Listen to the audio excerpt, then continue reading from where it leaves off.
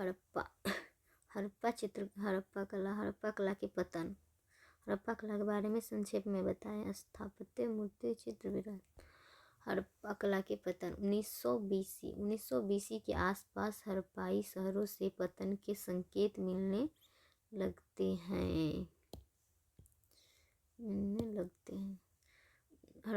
हड़प्पा सभ्यता के पतन 1900 बीसी के आसपास हड़प्पाई शहरों से पतन के संकेत मिलने लगते हैं। हालांकि शहरों के आसपास ग्रामीण संस्कृतियों के उपस्थितियों की जानकारी मिलती है। हड़प्पाई शहरों के पतन के संदर्भ में दो प्रकार के मत प्रचलित हैं। प्रथम, आकस्मिक पतन, जैसे बाढ़, भूकंप, नदी मार्ग में परिवर्तन, अग्निकांड तथा आर्यों के आक्रमण इत्यादि को उत्तरदायी माना गया है। द्वितीय, पर्यावरण असंतुलन को शहरों के पतन के लिए उत्तरदायी माना गया है।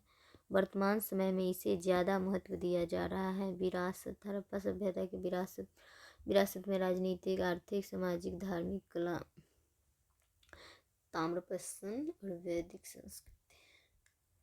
सिंधु घाटी सभ्यता की नगरीय आयोजन एवं संस्कृति ने किस सीमा तक वर्तमान युगीन नगरीकरण को निवेश प्रदान किए हैं, चर्चा कीजिए। क्वेश्चन, भारत की प्राचीन सभ्यता मिस्र, मेसोपोटामिया एवं ग्रीस की सभ्यताओं से अर्थ में भिन्न है कि भारतीय उपमहाद्वीप की परंपराएं आज तक भंग हुए बिना परिरक्षित किए गए हैं। टिप्पणी कीजिए। ताम्रपाषाण संस्कृति में पत्थर के साथ साथ तांबे का उपयोग करने वाली संस्कृति। तकनीकी तौर पर नवपाषाण काल के पश्चात ताम्रपाषाणिक संस्कृतियों का आविर्भाव हुआ। भारतीय उपमहाद्वीप में भी हड़प्पा से पूर्व उत्तर पश्चिम भारत में ताम्रपाषाणिक स्थितियों के साक्ष्य मिलते हैं, लेकिन भारत के अधिकांशतः भूभाग में हड़प्पा के पश्चात ताम्रपाषाणिक संस्कृतियों का प्रसार दिखाई पड़ता है। ताम्रपाषाण संस्कृति 1900 बीसी से 1200 बीसी। ताम्रपाषाण संस्कृति में हड़प्पाई क्षेत्र में और क्षेत्र आधारित संस्कृति, बर्तन या मृदभांड आधारित संस्कृति। हड़प्पाई क्षेत्र में हड़प्पा पूर्व 3500 बीसी से 2600 बीसी में। ग्रामीण संस्कृति, सुदूर व्यापार के साक्ष्य नहीं, पक्की ईंटों के साक्ष्य नहीं, लिपि के साक्ष्य नहीं, शिल्पों की संख्या कम इत्यादि। हड़प्पा के पश्चात 1900 बीसी से 1200 बीसी क्षेत्र आधारित संस्कृति में आहार, राजस्थान, कथ्या, मालवा, नवदा टोली स्थल। फिर जोड़वे संस्कृति महाराष्ट्र में दैमाबाद, इनाम गांव।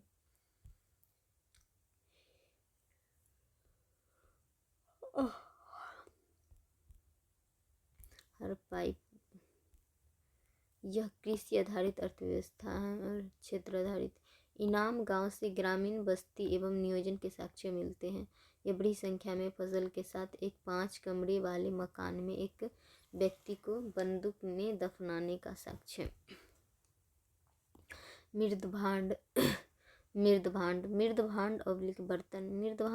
बर्तन आधारित संस्कृति। OCP गैर वर्णी मृदभांड, BRW काले एवं लाल। उत्तर भारत के एक बड़े भूभाग से इन बर्तनों की बहुतायत वाली ताम्रपाषाणिक संस्कृतियों के साक्ष्य हैं। वैदिक संस्कृति 1500 बीसी से 600 बीसी। स्रोत, साहित्य, पुरातत्व। ऋग्वैदिक काल 1500 बीसी से 1000 बीसी। स्रोत, ऋग्वेद। BRW संस्कृति मतलब काले एवं लाल, ब्लैक एंड रेड वेयरहाउस। उत्तर वैदिक काल 1000 बीसी से 600 बीसी में सामवेद, यजुर्वेद, अथर्ववेद, ब्राह्मण, अरण्यक, उपनिषद। PGW मतलब चित्रित, पॉलिश्ड, धूसर, मृदभांड।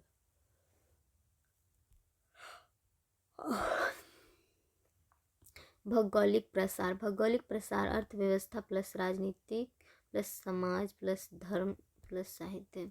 नोट आर्य के बारे में, आर्य के बारे में एक में आर्य का शाब्दिक अर्थ होता है श्रेष्ठ। दूसरा 1500 BC के आसपास दक्षिणी रूस एशिया के नज़दीक या एशिया से सटा हुआ से खानाबदोश समूहों का स्थानांतरण विश्व के कई हिस्सों में देखा गया और भारत में भी कई चरणों में इनका आगमन हुआ। तीसरा भाषाई समानता या भाषाई तत्व तथा कुछ अन्य साक्ष्यों के आधार पर इनका मूल निवास स्थान दक्षिणी रूस माना गया है, जैसे यूरोपीय भाषा, इंडो पैसिफिक ऑफ लैंग्वेज के परिवार से होना, घोड़ा रथ का प्रयोग इत्यादि। आर्यो पुरंदर हड़प्पावासी को पतन करने वाला बट नहीं किया, कोई प्रमाण नहीं। आर्यो पुरंदर मंत्र को सूक्त कहा गया है। ऋग्वैदिक काल के भौगोलिक प्रसार। ऋग्वैदिक काल के भौगोलिक प्रसार। एक में ऋग्वेद में उल्लेखित नदियों के आधार पर प्रारंभिक आर्यों के भौगोलिक ज्ञान की जानकारी मिलती है। दूसरा अफगानिस्तान में काबुल कुहा नदी से लेकर गंगा नदी तक का उल्लेख मिलता है। समुद्र का उल्लेख नहीं मिलता है, लेकिन हिंदुकुश पर्वत की जानकारी मिलती है। सर्वाधिक उल्लेख सप्तसैंधव नदी का मिलता है ऋग्वैदिक काल में। सिंधु झेलम को पुराना नाम वित्तिस्ता, चेनाब के पुराना नाम अश्विनी, रावी का पुराना नाम परुशनी, सतलज के पुराना नाम शतुद्री, व्यास के पुराना नाम विपाशा, सरस्वती। सिंधु नदी एक में यह आर्यों की सबसे महत्वपूर्ण नदी थी और नदियों में सर्वाधिक मंत्र का उल्लेख सिंधु नदी की थी। झीलम के लिए वित्तिस्ता, चेनाब, अश्विनी, रावी, परुशनी, सतलज, शतुद्री, व्यास, विपाशा, सरस्वती का उल्लेख मिलता है। सरस्वती नदी। सरस्वती को नदियों में श्रेष्ठ तथा बुद्धि एवं वाणी के देवी माना गया है। उत्तर वैदिक काल में आर्यों का पूर्व की तरफ प्रसार हुआ। पश्चिमी उत्तर प्रदेश विशेषकर गंगा यमुना दोआब उनकी गतिविधियों का प्रमुख केंद्र बना। उत्तर वैदिक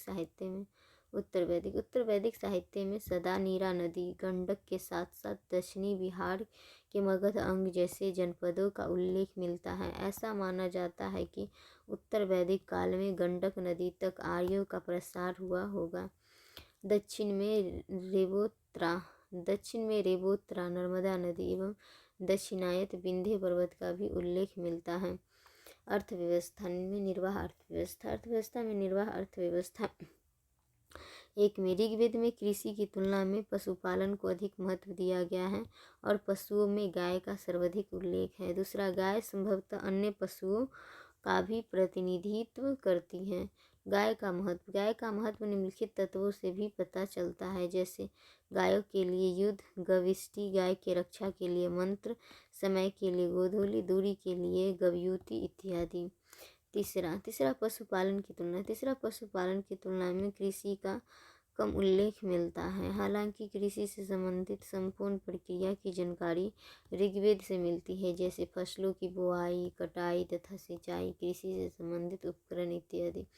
चौथा, भूमि स्वामित्व का उल्लेख नहीं मिलता है और न ही भूमि दान का।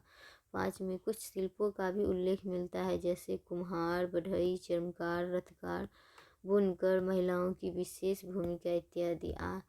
ISS मतलब तांबा। व्यापार, सिक्के एवं शहर की जानकारी नहीं मिलती है। निष्क मतलब आभूषण। निष्क का उल्लेख आभूषण के रूप में, आगे चलकर सिक्कों के रूप में। उत्तर वैदिक काल आर्थिक गतिविधियों का प्रमुख के नदी गंगा यमुना दोआब का क्षेत्र बना। इस काल में 1000 BC के आसपास में लोहे की प्रचलन की भी जानकारी मिलती है। अग्नि एवं लोहे के कारण भूमि को कृषि योग्य बनाने में सहूलियत हुई होगी। नोट उत्तर भारत में अंतरंजी खेरा तथा दक्षिण भारत में हल्लूर, कर्नाटक में से लोहे का प्रारंभिक साक्ष्य प्राप्त हुए हैं। प्रारंभ में लोहे से संबंधित या लोहे से निर्मित युद्ध का साक्ष्य अधिक मिलते हैं। 8वीं सदी के आसपास कृषि के क्षेत्र में भी लौह उपकरणों का अधिक उपयोग किए जाने लगा है। दूसरा, समकालीन साहित्य से भी कृषि के महत्व की जानकारी मिलती है, जैसे जौ के अतिरिक्त गेहूँ, चावल इत्यादि का उल्लेख। ऋग्वैदिक साहित्य में फसलों के अतिरिक्त जौ का भी उल्लेख है। समकालीन साहित्य में बड़ी संख्या में खेती में बैलों का उपयोग में लाए जाने का उल्लेख है। गहन जुताई का उल्लेख प्राकृतिक आपदाओं को लेकर चिंता इत्यादि बढ़ते महत्व का सूचक है। कृषि के साथ साथ पशुपालन का भी इस दौर में महत्व बना रहा। ऋग्वैदिक कालीन शिल्पों के साथ साथ कुछ नए शिल्पों की भी जानकारी मिलती है, जैसे लोहे उपकरण, श्याम, विभिन्न प्रकार के मिट्टी के बर्तन जैसे PWD, रंग साजी, डाइन इत्यादि। सीमित व्यापार के भी साक्ष्य मिलते हैं, लेकिन सिक्कों एवं शहरों के प्रमाण नहीं। अभी भी निर्वाह अर्थव्यवस्था, हालांकि भौतिक जीवन में उन्नति के भी संकेत मिलते हैं। ऋग्वैदिक कालीन राजनीति में ऋग्वैदिक साहित्य में आर्य एवं अनार्य दोनों प्रकार के कबीलों का उल्लेख मिलता है। प्रमुख आर्यजन भरत, पुरु इत्यादि। आर्यजनों के मध्य तथा आर्यों एवं अनार्यों के बीच युद्धों का भी उल्लेख मिलता है, जैसे 10 राज युद्ध रावी नदी के तट पर लड़े गए। खानाबदोश जीवन के कारण क्षेत्रीय प्रशासनिक संरचना के स्थान पर कबीले में प्रशासनिक विभाजन की जानकारी मिलती है। जन से 20 जन और 20 का कबीला। जन से बनते 20 से बनते ग्राम से कुल गृह। प्रशासन प्रमुख के तौर पर राजा का उल्लेख। राजन, गोपति, राजा का चुनाव कबीले के लोगों के द्वारा। धीरे धीरे यह पद वंशानुगत हो गया। राजा को आप लोग करते थे। राजा का प्रमुख कार्य था चारागाह, पशु एवं कबीलों की रक्षा। राजा को सहयोग देने के लिए पुरोहित, सेनानी, वार्जपति, चारागाह प्रमुख इत्यादि अधिकारियों का उल्लेख मिलता है, और ये वेतन भोगी न होकर रक्त संबंधों पर आधारित है। सभा समिति, विदत इत्यादि जनजातीय संस्थाओं का भी उल्लेख मिलता है तथा इन संस्थाओं में महिलाओं के भाग लेने का भी उल्लेख मिलता है। ऋग्वेद से सैन्य, न्याय एवं राजस्व प्रशासन की अलग से कोई जानकारी नहीं मिलती है। युद्ध के समय ही सेना का गठन होता था तथा कबीले के लोग स्वेच्छा से राजा को उपहार बल दिया करते थे। उपहार को बलि कहा गया है। ऋग्वेद में अपराधों का भी उल्लेख मिलता है, जैसे पशुओं की चोरी इत्यादि। उत्तर वैदिक कालीन राजनीति में उत्तर वैदिक काल में जन के स्थान पर जनपदों की जानकारी मिलती है, जैसे पुरु, पंचाल, विदेह, मगध इत्यादि। जनपद में विभिन्न कबीले के लोग एक साथ रहते थे। इस काल में कबीले के साथ साथ क्षेत्र पर भी या प्रादेशिक शासन की भी जानकारी मिलती है, हालांकि प्रशासनिक जानकारी नहीं मिलती है।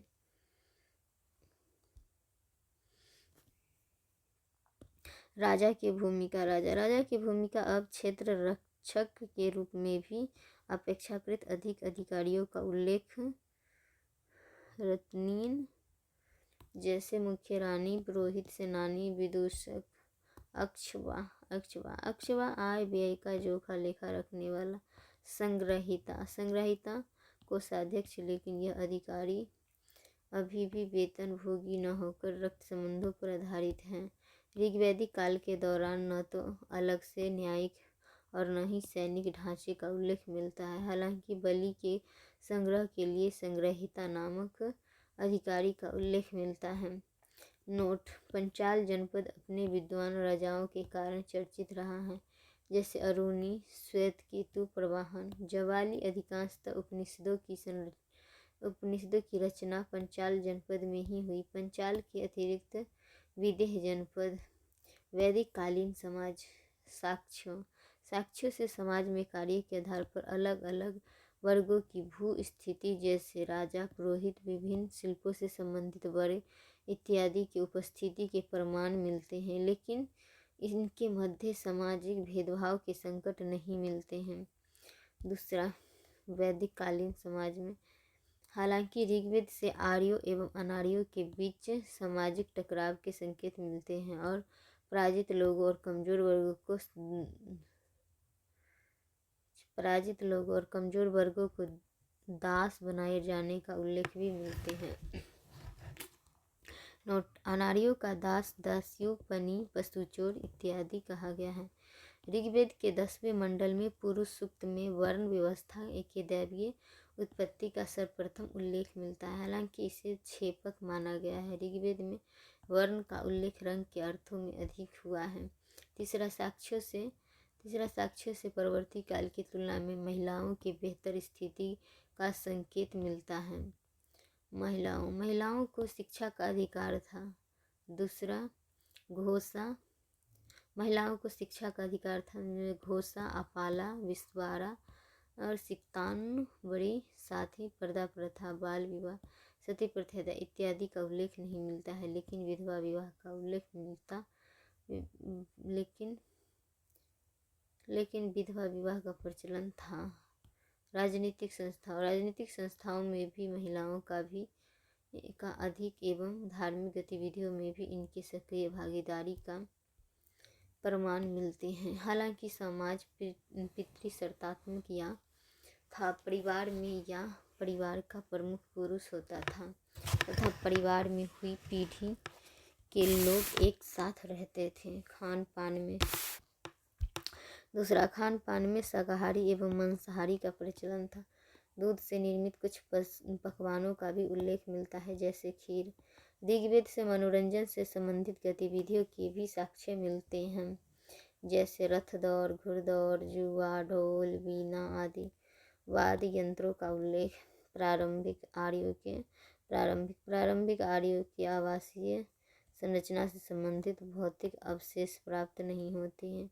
अपवाद स्वरूप कुछ प्राप्त भी होते हैं।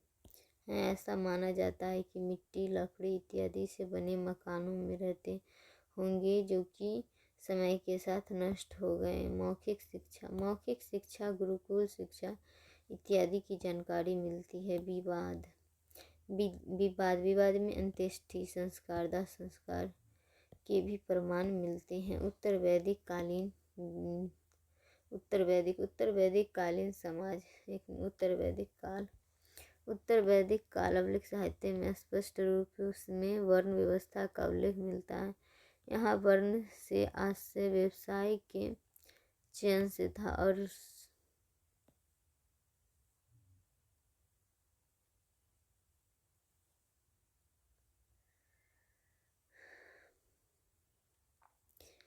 उत्तर वैदिक कालीन समाज में यह वर्ण से आशय व्यवसाय के चयन से था और समाज में प्रचलित समस्त कार्यों को 4 वर्णों में विभाजित किया गया।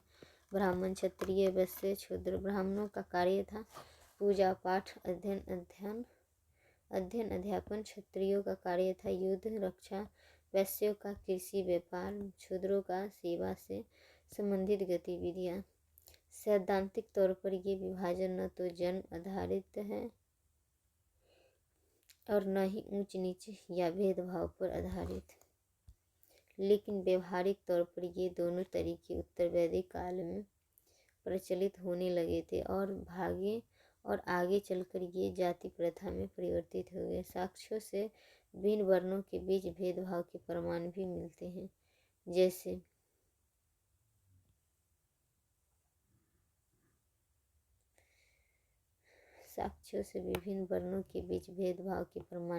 हैं, जैसे उत्तर वैदिक काल में भी शूद्र वर्ण को अध्ययन, संस्कार या शिक्षा के अधिकार से वंचित रखा गया है। हालांकि भेदभाव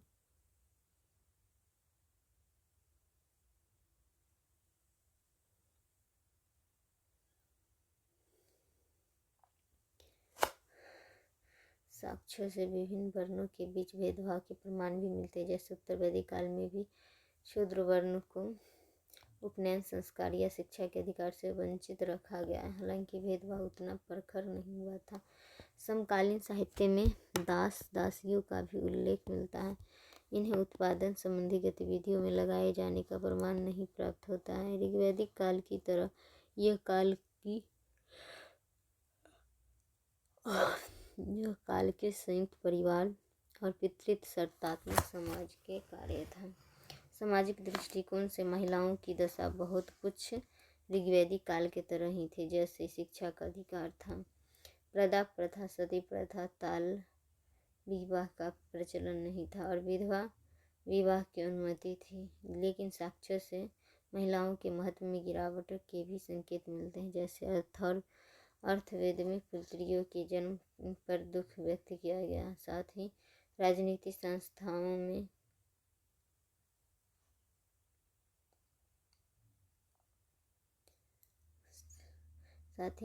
संस्थाओं में भागीदारी के भी उल्लेख नहीं मिलते हैं। खान पान एवं मनोरंजन के साधन पूर्ववर्ती काल के तरह ही थे। खान पान में कृषि पदार्थों का महत्व बढ़ा तथा मनोरंजन में अश्वमेध वाजपेयी जैसे राजनीतिक महत्व वाले यज्ञ भी जुड़ गए। साक्ष्यों से कच्ची ईंटों का एवं मिट्टी के बने आवासीय संरचना के भी प्रमाण मिलते हैं। जीवन को